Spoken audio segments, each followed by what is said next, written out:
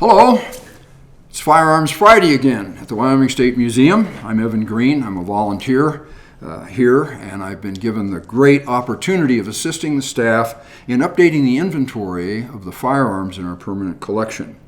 And as we come across particularly interesting or unusual or firearms that have a specific tie to Wyoming history, we intend to share them with you guys as a part of this video series. And today we have a very interesting single-action revolver. It is a Remington Model of 1875. And this was Remington's attempt to manufacture a firearm to compete with the Colt single-action army.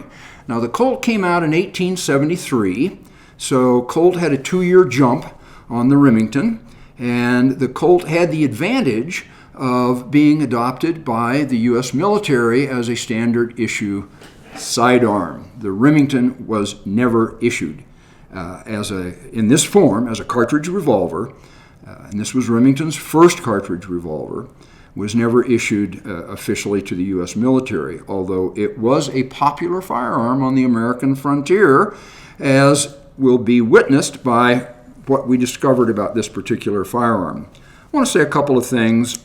All of the firearms that you'll be seeing on this video have been, if possible, verified that they are unloaded.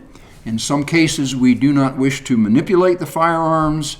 They're old, somewhat fragile. Some are, because of corrosion or a hardening of original lubricants, are very difficult to operate. So these have been checked and double-checked and triple-checked every time they come out of the vault or go back in.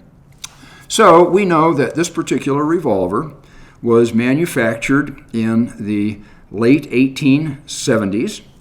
And one of my tasks in researching these firearms is to determine an approximate date of manufacture.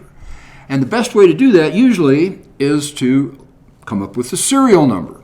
There are several websites where you can type in the serial number and up pops the date of manufacture.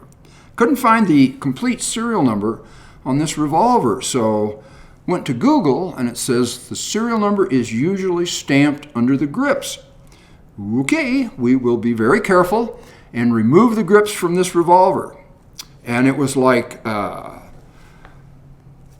finding treasure, because not only was the serial number stamped in the frame under the grip, but on this right side panel, written in pencil, was a man's name, James Ryan, WT for Wyoming Territory, and the date 1883.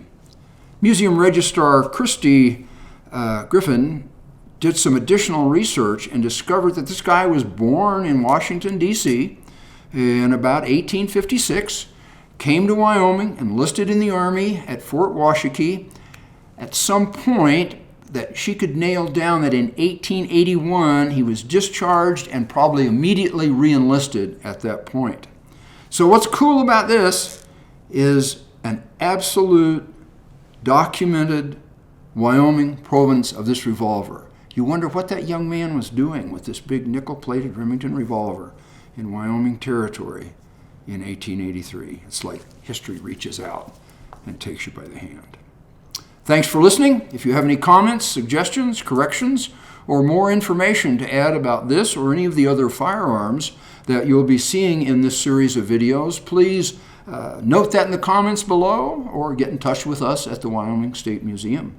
Thanks for listening. Have a good day and be safe.